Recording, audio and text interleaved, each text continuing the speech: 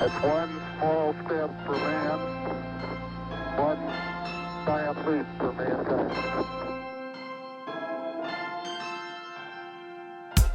Welcome to The New Next, a podcast that addresses current events and how they will impact the future.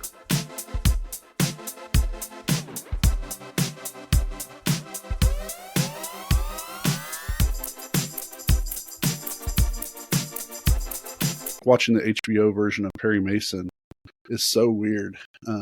I can't get through it quickly because I'm still stuck on Raymond Burr, you know? Yeah, I love Perry Mason too. And have you seen the new one at all? I saw a little bit of it, and like you, I was just like, this doesn't work for me. It's really hard to stomach, and I really want to get through the first season at least. But it's I'm like watching an episode once every couple months. That's how slow I'm watching it because it doesn't feel right. For who I want to think of as Perry Mason. Now that's not good or bad. That's a personal preference. But I probably should bring back an article from Parade magazine. I want to say this was circa 1995, 1996. Marilyn Vos Savant, who always had an entry in the Parade magazine, which was in almost every major newspaper throughout the 80s and 90s, and probably the aughts before Parade magazine no longer existed. She's one of the had one of the highest IQs recorded in history, and would answer people's questions and stuff. And this was about VHS tapes. And someone said, like, don't you think it's a crime that studios can record up to like 5 hours on a VHS tape, but they only give us 90 minutes of a movie? And she said, yeah, that's one way to think of it. Now, I don't agree with what she's getting ready to say, but I'm getting ready to tell you what she says next. But she said, but could you imagine having to see 5 hours of Jim Carrey's Ace Ventura? Like, we're thankful that it was only 88 minutes long. Now, me personally, yes, I kind of would like to see 5 hours of Ace Ventura. But the point is made, like, can you imagine watching Friends still, but not having even the people who made Friends, and that they're just doing the derivative stuff and they're just forcing it in because it makes money. And so what's been happening right before the pandemic, this was already starting to happen. The number one, okay, I kind of have to back. It's complicated, to say the least. Certain movies make more money than others with low investment. And then there's certain movies that pretty much, if you hit a certain investment level, traditionally it has always made a much higher yield, a much higher return. So the reason why, like, the Marvel movies and even the DC movies, honestly, before things started getting mucky, they were spending $300 million on the movie, but they're getting close to $1 billion. So they're looking at it, oh, hey, we made $700 million on this. So that's after all the marketing and everything. And that's not even counting the residuals from DVD sales, from T-shirts, from different kind of merchandise. But traditionally, low budget comedies with basically one comedian kind of leading the movie would have the highest yield, because you didn't have to do a lot of fancy stuff. You didn't have to be on location to a certain area. Mm-hmm. You didn't have to have a lot of props and stuff. You just had a comedian and you had a weird story. And they might spend a couple million on it and get about 4 million back. So they get, 200% return, or they get a 100%, every dollar they spend, they made $2. Well, it started happening, noticeably started happening in 2017 for me, where they were starting to put less and less comedies out. And when they were putting the comedies, they were making them more action oriented, or more like Jackie Chan style. Yeah. Well, I'm thinking Kevin Hart stuff specifically, but yeah, Jackie Chan would definitely fit into that. And speaking of Jackie Chan, Rush Hour, the 3 Rush Hour movies, the amount of money spent to the amount of money made, and it's still being made, basically let Chris Tucker retire from acting until he decided he wanted to take another job. Yeah. And they I mean, always those were are able great, to, though. yeah, I mean, they are, but they weren't meant to be great. Like, they were meant to just put something like, hey, let's put martial artist, funny man, Jackie Chan with Chris Tucker, who's just going to make little stereotypical statements and see how it works. Yeah. And it did. It worked great. It was fun. Shanghai Noon and stuff like that didn't work as good, even though it still made money. I mean, it made more money than they spent. Mm-hmm. Well, movies were, even though mathematically they were still getting a higher yield on low budget comedies, they're like, we don't want to spend the time and effort with these low budget comedies. So we're going to start nixing them. So now, unless it's a really big budget comedy, you just don't see it, or it's gotten coerced as a comedy with this. So you have kind of like the Jumanji movies where they're comedies, but they're comedy adventure, you know? Yeah. Well, Did you see the Barbie movie? Mm-hmm. Was that a comedy?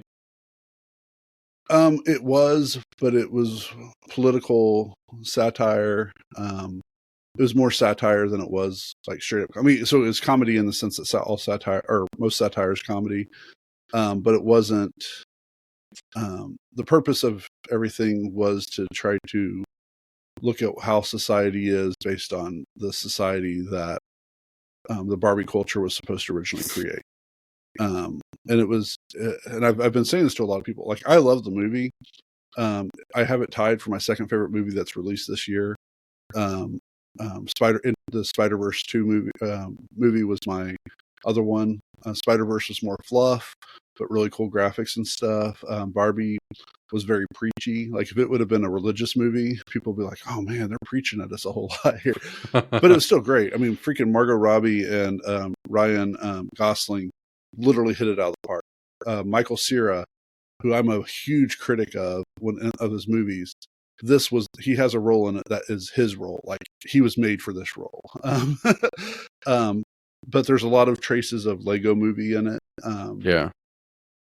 For good or for bad. And then there's some stuff that was cute. But like, my daughter was so hyped up for it that when we went and watched it, it was hard for her to reconcile like all the hype, because she was expecting something else from the hype. But it's still a quality movie, and I really do hope that the leads do get like best actor, actress nominations and stuff, because I felt like they brought a level to those roles that wouldn't necessarily be taken. Guardians of the Galaxy 3 is my number one, and it's a comedy, but it's also not a comedy. It's sci-fi. It's a Spaceballs kind of. Well, not that. Well, you know what I'm saying. Yeah. It's just a relationship comedy in space. Like Spaceballs, no. But so comedies no longer are just comedies anymore, and you find those now.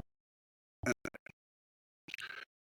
this is like the cool thing and the bad thing about streaming is the comedies you see on streaming services have the same people in them. And there's some comedies that would have never gotten released, which is like really cool. And I'm a big fan of that. But I feel like the writing, like, because they're preparing it for a streaming service, they're not doing the extra check and balance of like, is this going to work for an audience? In the same way they did when it was for theater releases. And that saddens me. And I know I'm only speaking about comedies. Action movies are like,